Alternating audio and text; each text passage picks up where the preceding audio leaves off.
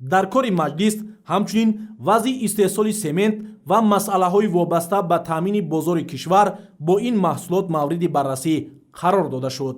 таъкид гардид ки семент имрӯз яке аз маҳсулоти муҳими рушди инфрасохтор, саноат ва сохтмон ба ҳисоб рафта, таъмини устувори бозори дохилӣ бо он аҳамияти муҳими иқтисодиву иҷтимоӣ дорад. зикр карда шуд ки солҳои охир бо дастгирии ҳукумати кишвар иқтидорҳои истеҳсолии соҳа ба таври назаррас афзоиш ёфта, ҳаҷми истеҳсоли семент аз 300 000 тоннаи соли 2014 ба зиёда аз 5 миллион тонна расидааст.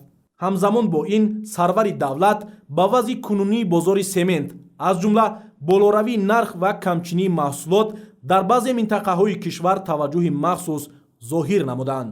гуфта шуд ки сарфи назар аз афзоиши ҳаҷми истеҳсол дар фаъолияти як қатор сохторҳои соҳавӣ вобаста ба ҳамоҳангсозии фаъолияти истеҳсолӣ, истифодаи иқтидорҳо, танзими бозор ва назорати фаъолияти шабакаҳои фурӯш камбудиҳо ҷой доранд. аз ҷумла зикр гардид ки баъзе корхонаҳои истеҳсолӣ дар мавсими фаъолияти сохтмон барои таъмир боз дошта шуда, инчунин фаъолияти миёнаравҳо ва дилерҳо дар баъзе ҳолатҳо ба болоравии нархи маҳсулот таъсир расондааст. президенти кишвар муҳтарам Эмомалӣ Раҳмон таъкид намуданд ки болоравии нархи семент метавонад ба суръати корҳои сохтмонӣ, арзиши манзил, татбиқи лоиҳаҳои иҷтимоӣ ва рушди иқтисоди миллӣ таъсир расонад. баъд аз баррасии масъала ба мақомоти масъул барои ба эътидол овардани вазъ ва таъмини бозори дохилӣ бо семент супоришҳои мушаххас дода шуд.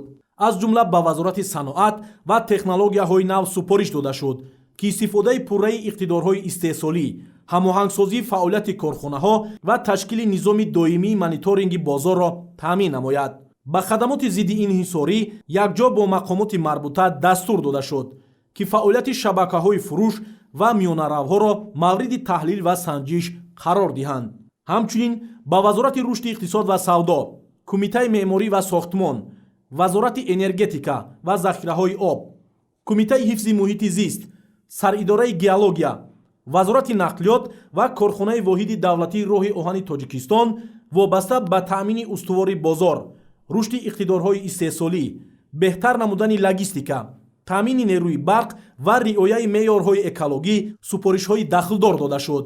президенти кишвар муҳтарам Эмомалӣ Раҳмон таъкид намуданд ки вазорату идораҳои масъул бояд барои ҳар чӣ зудтар ба эътидол овардани вазъи бозори семент, ҳифзи манфиатҳои истеъмолкунандагон ва таъмини рушди устувори соҳаи сохтмон чораҳои амалӣ андешанд. ба роҳбарони агентии захираҳои моддии давлатӣ ва ҷамъияти тоҷикматлубот дастур дода шуд ки хариди сементро аз истеҳсолкунандагон ва фурӯши онро дар минтақаҳои дурдаст ба роҳ монанд.